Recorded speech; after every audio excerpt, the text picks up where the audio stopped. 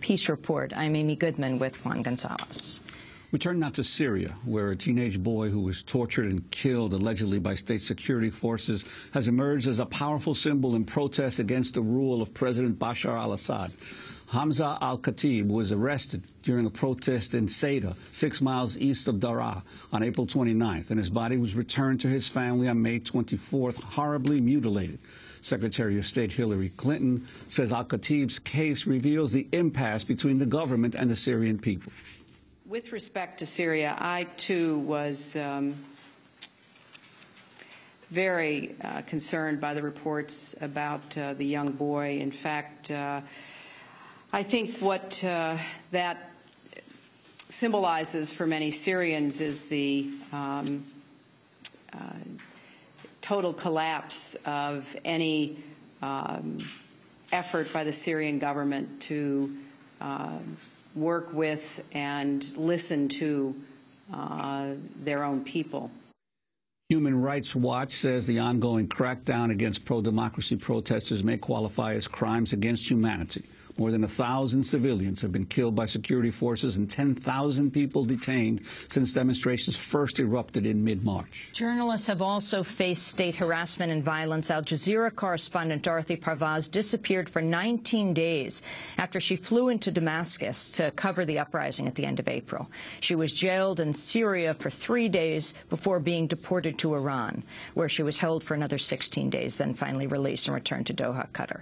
Parvaz previously worked for the Seattle Post-Intelligencer for about 10 years. She's a U.S., Canadian, and Iranian citizen. Dorothy joins us now from Vancouver, where she's been visiting family. Dorothy, welcome to Democracy Now! We're very thankful you were released. The situation in Syria is extremely grave. Can you start off by talking about your own experience? You flew in at the end of April to the Damascus airport, and then what happened? Well, good morning, and thank you for having me. They basically, at customs, when they discovered that I had a satellite phone in my bag, freaked out, did a strip search, found my American passport in my pocket, and in that passport there's also an Al Jazeera-sponsored visa. Clearly it states in Arabic that I am a reporter and that I work for Al Jazeera. And that's when I was detained. And what happened? Well, I was wedged between armed men in a car. They tried to blindfold me. I fought that off. They drove me to a compound roughly 20 minutes away from the airport. I think it was north. And then we sort of went through some security checks, and then they took me out rather roughly and processed me for some sort of arrest or detention, although nobody explained to me what was happening. They were just yelling at me before they, blindfolded me and handcuffed me and took me into from one prison cell to the next, and interrogated me for 3 days. And what were the conditions in the Syrian prison while you were there? Were you in contact with any other inmates there? I was. The conditions were appalling. I could hear people being beaten virtually around the clock, men. I was in cells with 2 different women, in one cell with one woman, then I was put in another cell by myself, then I was ultimately put in another sort of cell / disused office, I don't know how to describe it, for the remainder of my time there. And these women, these young women were, in my estimation, clearly not protesters, clearly not rabble-rousers. I mean, one of them was there with a pair of stiletto heels, so that told me pretty clearly that this woman did not leave her home intending to protest or be arrested that day. She indicated that she was a clothing store clerk and that she wasn't sure why she was rounded up, but that she was on her phone when a car pulled up in front of her. She was taken from the street, blindfolded, and brought there, and she wasn't told why. The other woman was a young girl, really, 19 years old, and terrified. She'd been there, by the time I left her, for 10 days. And she, too, said she'd been rounded up. She was from a suburb of Damascus. Things around her had gotten chaotic, and she'd just sort of been picked up along with a bunch of other people when she was basically just going about her business. She was not protesting either. So, and these girls were terrified. The 19-year-old kept pleading to be able to call her parents, and they wouldn't let her. So. Did you think you were going to survive? At one point, I did not think I was going to survive. The first night I was there, they handcuffed me, blindfolded me, and took me out in this courtyard and put me up against the wall and told me not to move. And I could hear two distinct sets of interrogations and beatings going on in either direction. And I wasn't sure what was going to happen. I thought, are they going to shoot me? What are they doing? And why are they beating these men? I mean, I use the word interrogations because it seemed like maybe they were asking them questions, but they were being beaten to within an inch of their lives, I'm sure, from the sounds of it. So it sounded more like torture. But ultimately, they took me back to my cell after leaving me standing there for about 20 minutes, asked me a couple of questions, and then took me back before they took me for an interrogation at around midnight. And how was it that you ended up in Iran? And actually, you spent much more time in detention in Iran, but what were the conditions like there as well? Well, I ended up in Iran because Syria, even though they told me they'd be sending me back to Qatar, at the last minute decided to not do so. And they just sort of forced me onto a plane to Iran. Some sort of bizarre form of extraordinary rendition, I guess. I'm not sure. But I entered their country on an Iranian passport, and so they'd indicated to the Iranian government that I was a spy. And so they sent me back to Iran, where I was investigated and interrogated for an additional 2 weeks. The conditions in Iran were quite different. I was in the Evin detention center for women, not the prison, but the detention center, which is a little different. It's in the same compound, but it's a different facility. And I was treated well there. I mean, within the context of not being able to call my family, not having access to an attorney. These are Iranian laws, and I'm subject to them also.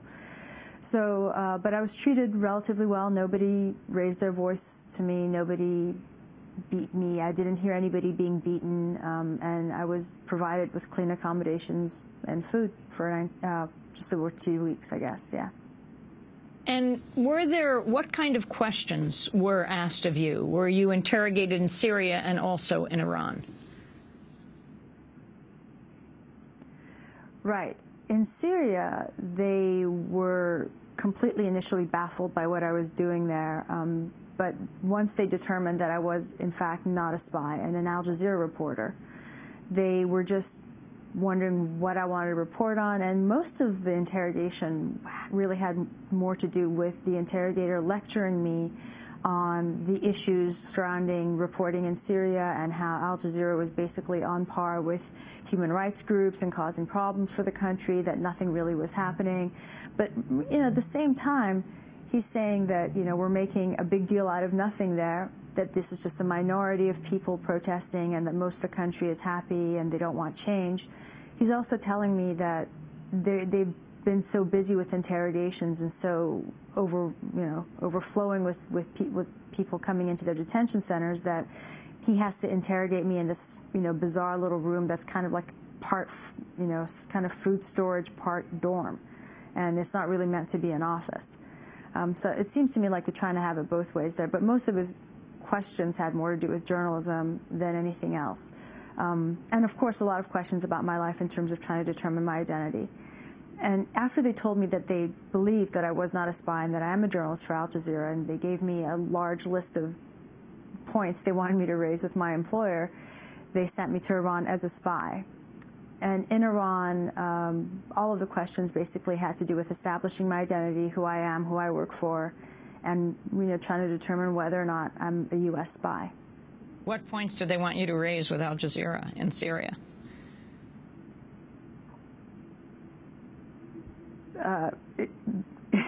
In summary, stop covering us, but basically, you know, don't make a mountain out of a molehill where everyone's happy here. You're focusing on the negative. There's lots of happy people. You know, focus on that. Be fair. Apply best practices in journalism. And hearing those words was quite something coming from them. But anyway, yeah, that's basically the sum total of it. And Dorothy, as the reports have continued to come out of Syria about the increasing crackdown, hundreds killed, even now children being beaten and killed, your sense of how that movement for democracy is developing and whether you would go back there? Well, obviously, I don't think I could go back there anytime soon. I would, as a journalist, my instinct is to want to go back. This country is a country of dark corners to me right now, and I really wish that more journalists were allowed in to shine a light. It's heartening to see that reports are coming out, that there are a lot of people risking a lot to, and including Syrian independent journalists, I'm sure, and human rights activists, to get information out. So that's heartening. But of course, it's just reading reports such as what happened to Hamza al-Khatib, and I urge your listeners to not just take the headline that a 13-year-old boy was tortured and killed. Read accounts of it. The account I read on my own website, on Al Jazeera's website, was pretty much the worst thing I've ever read. And this says a lot about what this government is willing to do, the license they give themselves, in allowing their agents to treat a child this way. Just imagine how little restraint they're showing towards adults if they treat a 13-year-old child the way they treated that boy. Dorothy, it's horrifying. Talk about what happened to him. It is not as if the movement hasn't been in full motion in Syria, but he has reignited, his brutal death has reignited the anti-government movement right now and the people protesting in the streets.